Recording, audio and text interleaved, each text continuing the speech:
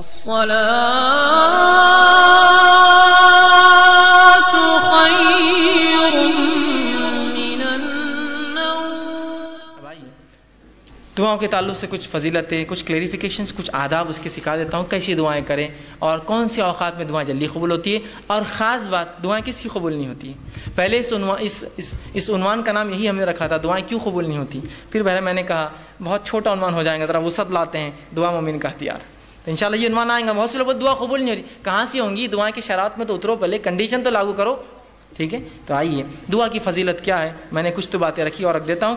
دعا آپ صلی اللہ علیہ وسلم فرمایا عبادت ہے، جامع ترمذی کی روایت۔ اسی طرح اللہ سے دعا مانگنے والا جو ہے بڑی عظمت والا عمل ہے، اللہ سے دعا مانگنا عظمت والا عمل ہے۔ ترمذی کی روایت ہے، آپ صلی اللہ علیہ وسلم فرمایا کہ دعا سے زیادہ عظمت والا کوئی عمل اللہ کے نزدیک نہیں ہے۔ دعا کرنا بہت عظمت والا عمل ہے، اور اس سے زیادہ عظمت والا اللہ کے نزدیک کوئی عمل نہیں۔ اسی طرح دعا تقدیر بدل سکتی ہے، آپ صلی اللہ علیہ وسلم فرمایا، یہ بھی جامع ترمذی کی روایت، آپ نے فرمایا اگر کوئی چیز تقدیر کو بدل سکتی ہے تو وہ دعا ہے۔ کتنی افضل چیز ہے نا دعا، سب کر سکتے ہیں ہم اور سب کی قبول بھی ہوتی ہے، تو دعا ہے۔ اسی طرح دعا نازل شدہ اور غیر نازل شدہ تمام آفت اور بلاؤں کا حل ہے۔ آپ صلی اللہ علیہ وسلم فرماتے ہیں، یہ جامع ترمذی کی روایت آپ نے فرمایا اور کہا جو ہے دعا نازل شدہ آفات اور جو ابھی نازل نہیں ہوئی سب کے لیے نفع بخش ہے، لہٰذا اے اللہ کے بندو دعا ضرور کرو۔ مطلب جو بلائیں تم پر نہیں آئی اور جو بلائیں آئی ہوئی ہیں دونوں کو ٹالنے کا حل راستہ کیا ہے؟ دعا کرو۔ یہ نہیں کہا کہ اے امت مسلمہ کے ولیوں تم دعا کرو، سب سے کہا نا۔ اگر خاص ہوتی دعا کہ اللہ گناہ گار کی نہیں سنتا تو کہتے نا کہ اے امت مسلمہ کے نیک لوگوں تم دعا کرو، اس لیے کہ جو بلا اتری ہے اور جو اترنے والی ہے وہ اسے ٹل جاتی ہے۔ نہیں کہا نا، تم سب دعا کرو، ٹھیک ہے، ہم سب سے کہا۔ اسی طرح دعا کرنے والے کو اللہ کبھی محروم نہیں رکھتے۔ دعا کے لیے ہاتھ اٹھانا یہ مسنون ہے، سنت طریقہ یاد رکھیے، آپ ہاتھ اٹھانا چاہیے دعا کے لیے، لیکن ہاتھ بہت لمبے لمبے نہیں پھیلانا، سوائے اس کے کہ آپ صلی اللہ علیہ وسلم عموماً جب ہاتھ اٹھاتے تو ہاتھ نزدیک ہوتے، ملے ہوئے ہوتے، حدیث میں آتا ہے ہاتھ ملے ہوئے ہوتے، ٹھیک ہے۔ اور جب آپ بہت شدت ہوتی تو ہاتھ کو دور نہیں کرتے، وہاں پر شدت کی دعا تو ہاتھ کھولتے جاتا ہو نہیں، جب آپ شدت سے دعا کرتے تو ہاتھ اوپر کی طرف جاتے۔ جتنی شدت ہوتی دعا ہوتی کہ بدر میں آپ نے ہاتھ اتنے اوپر کیے تھے کہ آپ کے بغل نظر آ رہے تھے، اور بارش نماز استسقاء میں آپ اتنے اوپر ہاتھ کرتے اور الٹے کرتے کہ آپ کا بغل نظر آتا۔ تو دعا کی شدت جتنی زیادہ ہوں گی آپ ہاتھ اتنے اوپر اٹھائیں گے اللہ کی طرف، اوپر کی طرف۔ یہ عاجزی کی علامت ہے، اور ظاہر سی بات ہے بندہ ہاتھ اٹھا رہا ہے مطلب کچھ مانگ رہا ہے، ایک بھکاری کی حیثیت سے کھڑا ہے، ٹھیک ہے، عاجزی کی علامت ہے۔ میں یہ بھی نہیں کہوں گا کہ ہاتھ کھلے رکھنے سے دعا نیچے گر جاتی، ایسا نہیں ہے، یہ سب اللہ کا غائب کا معاملہ ہے، لیکن ہاتھ ملانا چاہیے، اور ہاتھوں کو آپ اس کی شدت کے اعتبار سے کیجئے، اور قبلے رخ ہونا بھی یہ سنت ہے، یاد رکھ، ٹھیک ہے۔ تو آپ صلی اللہ علیہ وسلم فرمایا دعا کے لیے ہاتھ اٹھانا مسنون ہے، اور دعا جب کرتا ہے بندہ محروم۔ ابن ماجہ کی روایت آپ نے فرمایا اور کہا تمہارا رب بڑا حیا کرنے والا ہے اور بڑا سخی ہے، بہت دینے والا ہے، اس کو ایک تو شرم بہت آتی اور بہت سخی ہے، بہت دینے والا ہے، تو لہٰذا جب بندہ اس کے حضور میں ہاتھ اٹھاتا ہے تو اللہ کو شرم آتی ہے، میں کیسے نہیں دوں گا اس کو، ایک مطلب بہت حیا آتی ہے اس کو کہ کوئی اس کے در پر آئے مانگے اور وہ خالی ہاتھ چھوڑے۔ تو اللہ کے رسول نے جب بندہ ہاتھ اٹھاتا ہے تو اللہ بڑا حیا دار ہے، بڑا سخی دینے والا ہے، تو اس کو شرم آتی ہے، حیا آتی ہے کہ اس بندے نے جس نے ہاتھ اٹھایا اس کو خالی کیسے جانے دے، تو کچھ نہ کچھ ضرور ڈالتا ہے آپ کی جھولی میں، یاد رکھیے، یا تو چیز کے بدلے چیز، دعا کے بدلے، اس کے بدلے آخرت میں ثواب، یا اس کے بدلے ایک مصیبت ٹالتا ہے، اس لیے کہ اس کو حیا آتی ہے آپ کو لوٹانے کے اندر، ٹھیک ہے۔ تو ہاتھ اٹھانا بڑا سنت ہے اور اللہ سے دعا۔ اسی طرح جو ہے دعا کے تعلق سے بات آتی ہے، اس کے کچھ آداب ہیں، ان آداب کا بھی لحاظ رکھیں۔ ان آداب کا ہم لحاظ نہیں رکھیں گے تو ہو سکتا ہے دعا جو آپ کہتے ہیں قبول نہیں ہو رہی ہے، ہم کو لگ رہا ہے اس کا ہو سکتا ہے۔ آئیے سنیے دعا مانگنے کے لیے جو ادب رکھنا ہے، جامع ترمذی کی روایت ہے، ایک شخص آیا، 2 رکعت نماز پڑھی، نماز کے بعد اس نے دعا کی اے اللہ میری مغفرت کر، مجھ پر رحم کر، اور اس کے بعد چلا گیا۔ آپ نے کہا اس کی قبول نہیں ہوئی، صحابہ نے کہا اس کی قبول نہیں کیوں؟ تو آپ نے فرمایا جب دعا کرو تو سب سے پہلے اللہ کی حمد و ثنا کرو، تعریف بڑائی بیان کیجیے اللہ کی، سورہ فاتحہ ہے، سورہ اخلاص ہے، اللہ کی حمد و ثنا، اس کے بعد مجھ پر درود بھیجو، اور اس کے بعد اپنی حاجت رکھو۔ تو دوسرے صحابی نے سن لیا، فوراً گئے، نماز پڑھی، اس کے بعد الحمد ثنا کی اور رسول اللہ صلی اللہ علیہ وسلم پہ درود بھیجا، اور اس کے بعد جو ہے اپنی دعا کہ اللہ کے رسول نے فرمایا اس کی قبول ہوئی۔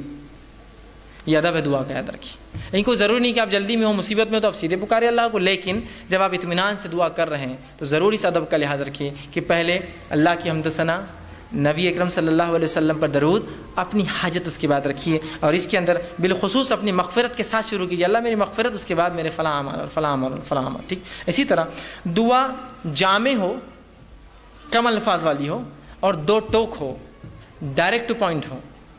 جامع سمجھتے آپ؟ کم الفاظ والی۔ آپ صلی اللہ علیہ وسلم لمبے لمبے الفاظ پسند نہیں کی دعا میں، خوب لمبے لمبے اشعار پڑھ رہے، یہ پڑھ نہیں، جامع ہو۔ جیسا کہ ایک شخص جو ہے وہ دعا کر رہے تھے اور کہتے اللہ مجھے جنت دے، جنت کے سیدھے ہاتھ پہ اتنے درخت دے، جنت کے الٹے ہاتھ پہ اتنے درخت دے، جنت کی کھیت۔ تو ان کے والد نے کہا، آپ صلی اللہ علیہ وسلم نے ہمیں منع کیا تھا ایسی دعاؤں کے تعلق سے، ایسی تفصیلی جامع دعا کرو جنت دے۔ اب جنت میں سب کچھ مل جائے گا نا، یہ خواہ کیوں کر رہے تم اتنے جھاڑ ادھر اتنے جھاڑ ادھر، یہ اللہ خود دے دیں گے یہ سب۔ اور جہنم سے پناہ مانگنا ہے تو صرف یہ دعا کرو اللہ جہنم سے پناہ دے، اتنی تفصیلات کیوں کی جہنم کی، یہ پناہ دے اور وہاں سے پناہ دے، صرف آپ کر لیجیے خالی، سمجھ رہے ہیں بات کو؟ تو جامع ہو، لمبے لمبے الفاظ، تفصیلی نہ ہو، جامع ہو۔ اے اللہ جنت دے، جنت کی نعمتیں خود مل جائیں گی نا ساتھ میں، اس کو کیا آپ کو ضرورت بولنے کی اتنے جھاڑ، اتنی حوریں، اتنے فلاں، اتنے گھر، اتنے پیسے، ضرورت ہی نہیں ہے نا، جنت مل گئی، سب کچھ آ گیا، جہنم سے بچ گئے، سب کچھ ہو گیا۔ اتنا کیوں کہ اللہ جہنم کے وہ حصے سے نجات دے اور وہ حصے سے نجات دے اور وہ حصے سے، خالی آپ بول دیجیے بس، بات سمجھ رہے ہیں آپ؟ ٹھیک ہے، تو جامع ہو اور دو ٹوک ہو، دو ٹوک۔ یہ دعا کوئی نہ کرے اللہ تو بہتر سمجھے تو دے، یہ دعا درست نہیں۔ کیوں؟ اللہ پہ کوئی اتھارٹی ہے کہ جو بہتر سمجھے گا اور نہیں سمجھے گا؟ اس کے پاس تو پوری ملکیت ہے، وہ تو دے ہی سکتا ہے۔ آپ مانگیے کیا مانگنا ہے، آپ کو بولیے اپنے ڈور اللہ یہ چیز مجھے خیر ہے تو دے دے، ختم۔ تو چاہے تو خیر دے دے، یہ کوئی آپشن نہیں۔ اللہ کے اوپر کیا کوئی باس ہے اس کا جو اس کو وہ کرے گا کہ تو چاہے تو مطلب وہ کسی سے پوچھے؟ ڈائریکٹ اپنے دو ٹوک الفاظ میں کیجیے اللہ یہ چیز خیر ہو تو دے دے، بس ختم۔ دو ٹوک ہو، مضبوط الفاظ ہو، جامع الفاظ ہو، کم الفاظ ہو، اور اپ ٹو دا پوائنٹ ہو دعا اپنی۔ اور یہ نہیں کہ اللہ کو آپشنز کے ساتھ تو خیر تو بہتر سمجھے تو دے، بلکہ آپ نے کہا سیدھے اپ ٹو دا پوائنٹ، آپ کہے اللہ اگر خیر ہو تو یہ چیز مجھے دے دے، شر ہو تو اس سے محفوظ رکھ، ختم ہو گیا۔ دو ٹوک الفاظ میں کہے، یہ نہ کہے، صحیح بخاری کی روایت یہ نہ کہے کہ جو اللہ تو چاہے تو، بلکہ اللہ کے اوپر کوئی بڑا نہیں، اس کا حاکم نہیں ہے کوئی، وہ خود سنتا ہے، لہٰذا دو ٹوک الفاظ میں دعا کرو۔ اسی طرح دعا مانگتے ہوئے دعا کی قبولیت کا آپ کو یقین رکھنا ہوگا دل میں۔ جب آپ شخص سے دعا کریں گے نا، ہوتی نہیں ہوتی چلو کر لیں گے، لیکن اب دعا نہیں ہوتی قبول، آپ کی اب نہیں ہوتی، چونکہ آپ ایسی بارگاہ میں جا رہے ہیں جو اتنا غنی ہے، جو کسی کو لوٹاتا نہیں ہے، اور وہاں جاتے وقت فقیر یہ سوچے کہ ملے گا نہیں ملے گا، چلو مانگ لیتے ہیں، پھر نہیں ملتا۔ مانگنے والے کو بالکل ڈٹ کر جانا چاہیے کہ اس دربار سے کوئی واپس نہیں جاتا، یہاں تو بھر دے جھولی کس کس سے چالو ہے،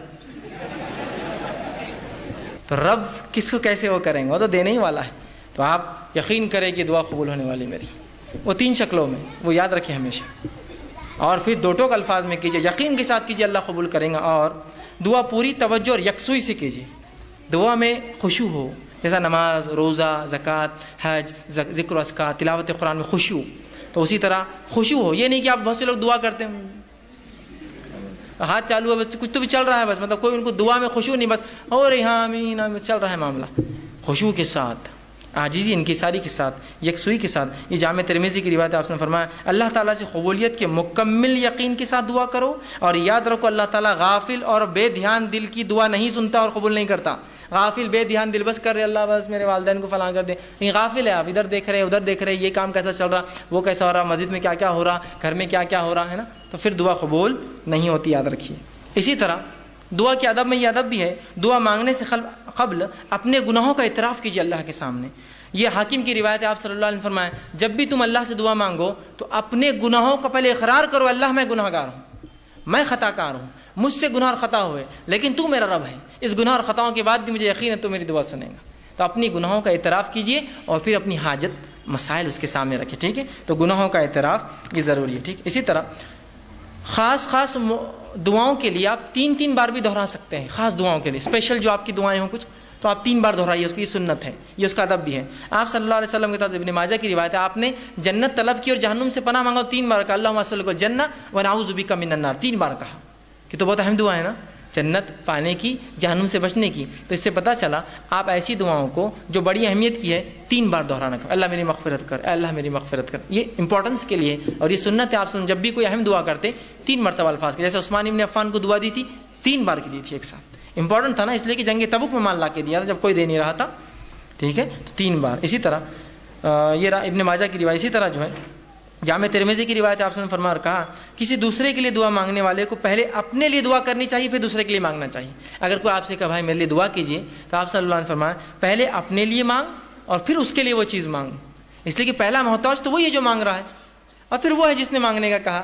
تو جب بھی کوئی آپ سے دعا کہے تو ضرور اپنے لیے مانگیے پہلے، اور پھر اس سامنے والے کے لیے بھی دعا کیجیے. اسی طرح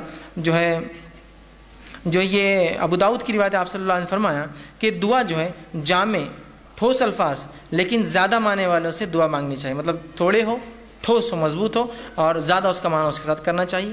اسی طرح ہاتھ اٹھائے بغیر بھی دعا کرنا جائز ہے، لیکن ہاتھ اٹھانا سنت اور ادب ہے. ہاتھ اٹھائے بغیر بھی کر سکتے ہیں، جیسے کہ آپ صلی اللہ علیہ وسلم نے نماز کے اندر تشہد کے اندر دعائیں کی، اس میں ہاتھ تھوڑی اٹھا سکتا آدمی. نماز کے تشہد میں، نماز کے مختلف ارکان میں تو بغیر ہاتھ اٹھائے کے، تو بغیر ہاتھ اٹھائے کے بھی کر سکتے ہیں، ہاتھ اٹھا کے بھی کر سکتے ہیں. اسی طرح جو ہے دعا سننے والے کے لیے آخر میں آمین کہنا چاہیے. جو دعا سنے، جب کوئی دعا کرے آپ سن رہے تو آمین کہنا چاہیے، اس لیے کہ آمین کہنا یہ جو ہے اے اللہ قبول کر کے معنی میں ہے. صحیح مسلم کی روایت ہے، آپ نے فرمایا جب بندہ اللہ سے دعا کرتا ہے تو فرشتے آمین کہتے ہیں، اس کے لیے وہ دعا کر کے آمین کہتے ہیں. تو پتہ چلا فرشتے دعا پر آمین کہتے ہیں، مطلب ہم لوگ بھی جب دعا کوئی کرے تو آمین کہنا چاہیے اس کے اوپر. لیکن دعا گناہ کی نہ ہو اور خطے تعلق کی نہ ہو، یہ دو دعاؤں پہ نہیں کہنا چاہیے، چونکہ یہ دونوں دعائیں مانگنا غلط بھی، اللہ قبول بھی نہیں کرتا. کہ گناہ کی کوئی دعا یا خطے تعلق، جیسا کوئی دعا کرا اللہ لڑکی کے لیے بھاگنا آسان کر دے، بہت سے لوگ کرتے ہیں نا ایسی دعائیں، ہوتے ہیں نا ایسی دعائیں. تو بہرحال نوجوان اس لیے بول رہا ہوں، تو یہ دعائیں نہیں قبول ہوتی، کہ تو گناہ کی ہے نا. آپ ایسی دعا اللہ سے کرتے ہیں اللہ میرے کو شراب کی نعمت عطا فرما، ہے نا، میرے لیے جوا، چرس، گانجا یہ سب آسان کر، میرے کلب کو جو سٹے کا ہے اس کو خوب چلا، ہے نا، لوگوں کو خوب بیمار کر تاکہ میرے دواخانے میں آئے. گناہ کی ہے نا بھائی، بیمار لوگ ہوتے رہیں گے، دواخانے آتے رہیں گے، الگ چیز ہے، آپ دعا نہیں کر سکتے، اس کی گناہ ہے نا. ایک غلط چیز کی دعا کر رہے ہیں آپ، سمجھے. جیسا پنکچر کی کسی نے دکاندار تو آپ کیا دعا کریں اللہ خوب پنکچر ہو، گاڑیاں اس شہر میں میرے پاس آئے. پنکچر تو فطری چیزیں ہوں گی، آپ دعا نہیں، آپ یہ کریں گے اللہ میرے رزق میں برکت دے. اب وہ کیسی ہوں گی وہ ایک الگ چیز ہے، آپ بات سمجھ رہے. یہ دعا ہونی چاہیے، تو گناہ کی دعا نہیں ہونی چاہیے. اسی طرح معمولی سے معمولی چیز بھی اللہ سے مانگنا چاہیے. معمولی بہت معمولی چیز ہے، اللہ سے مانگیے. ہم لوگ سمجھتے نہیں بڑے مسئلوں میں اللہ کو لانا چاہیے، معمولی مسئلے میں نہ کو اللہ کو جو خام خواہ لانے کا نہیں. ہر مسئلے میں اپنے رب سے تعلق جوڑیے اپنا. اور معمولی دعا بھی آپ صلی اللہ علیہ وسلم سنیے کیا فرمایا، جامع ترمذی کی روایت ہے، انس بن مالک رضی اللہ عنہ فرماتے ہیں آپ نے فرمایا اور کہا تم میں سے ہر ایک اپنی ضرورت اللہ سے مانگے، حتیٰ کہ جوتے کا تسمہ لیس بھی ٹوٹ جائے تو اللہ سے مانگے اللہ نہیں لیس چاہیے. اور اگر نمک کی کمی ہو تو اللہ سے مانگے اللہ نمک چاہیے مجھے. اس کے بعد کوشش، میں نے پہلے بیان کر دیا، کوشش کے ساتھ یہ سب چیزیں جڑی ہوئی ہیں کہ تسمہ لینے جائے، کوشش کرے، مال کما کے خریدے، نمک کے لیے باہر نکلے مانگے یا پھر خریدنے جائے، کوشش کے ساتھ، لیکن دعا پہلے. کوئی مشکل کوئی مصیبت، اگر کسی نے کیا ارے گاڑی پنکچر ہو گئی، اللہ میری مدد کرے اس معاملے میں، گاڑی پنکچر ہو گئی میری، کوئی بھی چھوٹی سے چھوٹی لیس تو کتنی چھوٹی چیز ہے نا، کوئی بھی مصیبت ہو اللہ سے فوراً دعا، اس کے بعد کوششیں اپنی جاری رکھیں. اسی طرح دعا کرتے وقت اپنا رخ قبلے طرف رکھنا یہ بھی سنت ہے. آپ صلی اللہ علیہ وسلم نے جنگ بدر کا جو میں نے واقعہ رکھا تھا، آپ قبلے رخ ہوئے، یہ مسلم کی روایت ہے، اور دعا کی جس کے الفاظ صحیح مسلم کی روایت کے یوں ہیں. عمر ابن خطاب کہتے ہیں جنگ بدر میں رسول اکرم صلی اللہ علیہ وسلم نے مشرکین مکہ پر ایک نظر ڈالی ان پہ جب کھڑے ہو گئے آمنے سامنے، تو وہ 1000 کی تعداد تھے، جبکہ آپ صلی اللہ علیہ وسلم کی صحابہ کی تعداد 319 تھی. پھر فرمایا رسول اللہ صلی اللہ علیہ وسلم نے قبلے رخ طرف کیا اور اپنے ہاتھ اللہ کے حضور پھیلائے اور پکار کر دعا کرنے لگی، پکار کر دعا کیا آپ نے. ٹھیک ہے، تو یہ دعا کی ادب تھے.